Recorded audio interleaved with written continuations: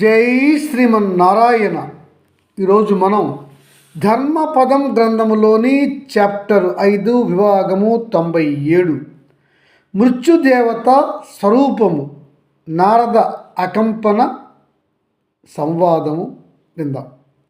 వశంపైన మహర్షి ధర్మరాజు అడిగితే భీష్మ పండితుల వారు మృత్యుదేవత స్వరూపము ఈ విధంగా ఉంటుందని చెప్పారు అని అడిగాడు.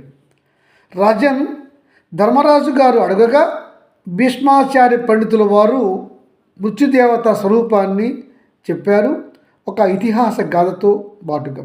ఇందు నారద అకంపన సంవాదం ఉంటుంది. అది వింటే మనకి ఆ అనుమానము తీరుతుంది. వినండి.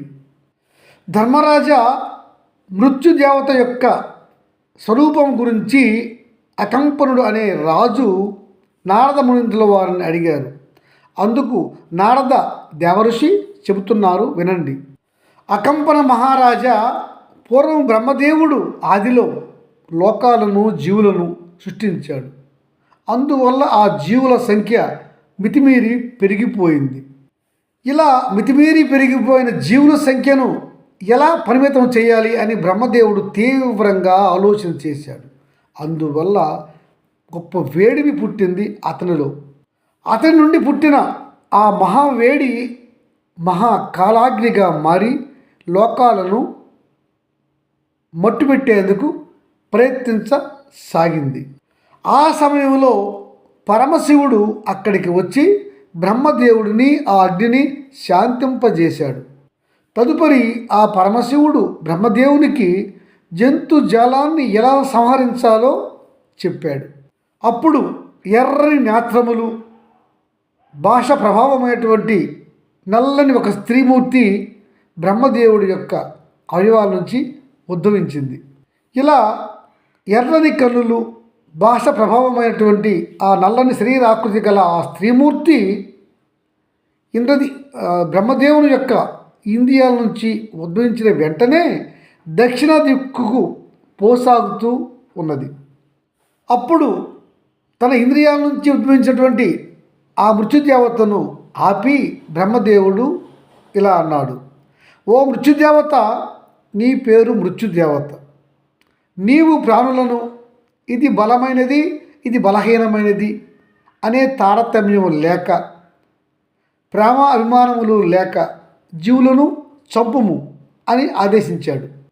అంతటా ఆ మృత్యుదేవత బ్రహ్మదేవునికి నమస్కరించి, మహాత్మా, నేను నీకు జన్మించి నేను ఇలా జీవులను కనికరము లేకుండా, హెచ్చు తగ్గు లేకుండా, ప్రేమ అభిమానములు లేకుండా చంపుతూ పోవాలా? ఇట్టి కార్యం నేను ఎలా చేయగలను? ఇట్టి క్రూరకర్మము నేను చేయగలనా? నాకెందుకు ఇట్లాంటి విధిని అప్పగించారు అని ఆ మృత్యుదేవత బాధపడింది. బ్రహ్మదేవ, నన్ను ఏదేని ధర్మకార్యానికి నియోగించండి అని అనగా అంటున్నాడు బ్రహ్మదేవుడు, ఓ మృత్యుదేవత, నీవు జన్మించిన కార్యమే జీవులను సంహరించుట కొరకు గనుక నీవు జీవ సంహారక కార్యక్రమాన్ని నిర్వర్తించాలి అని చెప్పాడు బ్రహ్మదేవుడు. తండ్రి బ్రహ్మదేవ, నేను ఈ మానవులను, ఇతర జీవజాలాన్ని కనికరం లేకుండా సంహరిస్తూ పోతూ ఉంటే వారి మిగిలి ఉన్న బంధుజనాలు ఏడ్పులు, పెడబొబ్బలు, దీవెనలు, శోకములు, దూషణలు అన్నీ నేను భరించలేను. దయచేసి నన్ను తపస్సు చేసుకోవడానికి వెళ్ళిపోనివ్వండి అని ప్రాధేయపడింది ఆ మృత్యుదేవత. అనగా బ్రహ్మదేవుడు చెప్పాడు, ఓ మృత్యుదేవత బాలిక, నీవు జన్మించినది జీవుల ప్రాణములు తీయుట కొరకే. అదియే నీకు ధర్మము. వేరే ధర్మము నీవెందుకు చేయవలను? నీకు అప్పగించిన ధర్మాన్ని నీవు చేయకపోతే పరధర్మం అవలంబించిన దానం అవుతావు, నీకు పాపం వస్తుంది అని చెప్పాడు బ్రహ్మదేవుడు.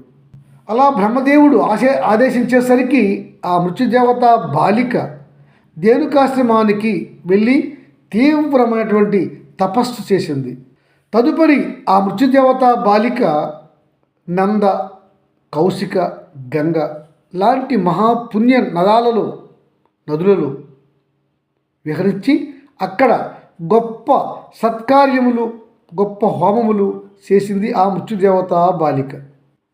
ఈ పెక్కు సంవత్సరములు ఇలాంటి గొప్ప మహావ్రతాలు చేస్తున్నటువంటి ఆ మృత్యుదేవత బాలిక గాలిని మాత్రమే ఆహారంగా స్వీకరిస్తూ చేసింది. తదుపరి ఆ మృత్యుదేవత హిమగిరిని చేరి ఆ హిమాలయాలలో బ్రహ్మ గురించి ఘోరమైన తపస్సు చేసింది నిష్ఠతో. అప్పుడు బ్రహ్మదేవుడు ఆ మృత్యుదేవత బాలికకు ప్రత్యక్షమై, బాలిక, ఎందుకు నువ్వు ఇలా చేస్తున్నావు? నేను చెప్పాను కదా, మళ్ళా ఎందుకు ఈ గొప్ప కార్యక్రమములు తపస్సు చేస్తున్నావు అని అడిగాడు. బ్రహ్మదేవ, మీరు నాకు తండ్రి, నన్ను దయతో కరుణించండి, నన్ను అనుగ్రహించండి అనగా, పుత్రి మృత్యుదేవత, నీవు నా పుత్రికవు, నీకు ధర్మము జీవులను సంహరించుటయే, అదే నీకు నేను విధివ్రాతగా ఇచ్చినటువంటి ధర్మము, దానిని నువ్వు నిర్వహించాలి, అది తప్పరాదు. ఇదిగో పుత్రిక, చూడు, నువ్వు విలపిస్తూ రాల్చినటువంటి కన్నీటిని నేను దోషులతో పట్టి ఉంచాను.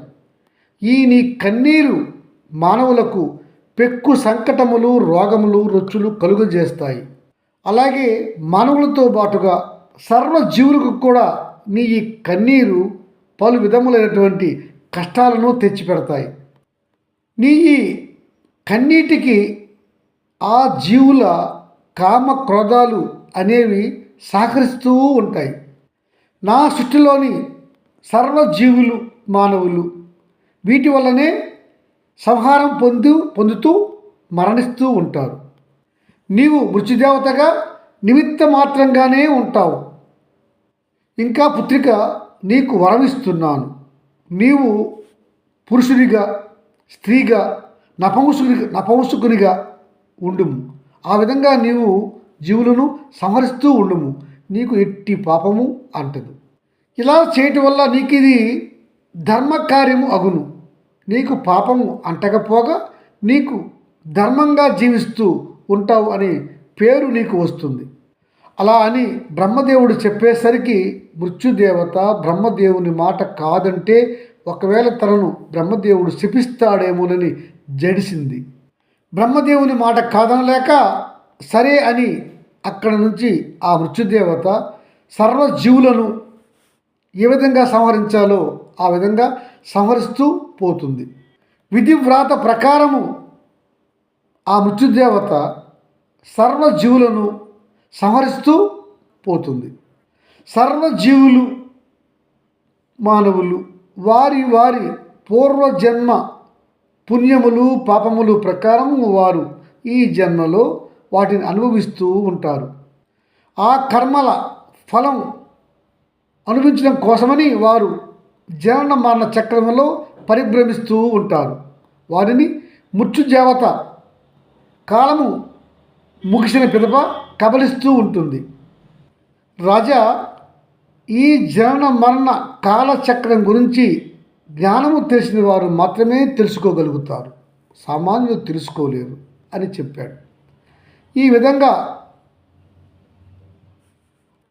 నారద మహర్షి అకంపన రాజుకు మృత్యుదేవత యొక్క స్వరూపం గురించి చెప్పాడు అని ధర్మరాజు అడుగగా చెప్పాడు భీష్మ పండితులు అని చెప్పాడు వైశంపాయన ఋషి జనమేజయ మహారాజుకు. జై శ్రీమన్నారాయణ.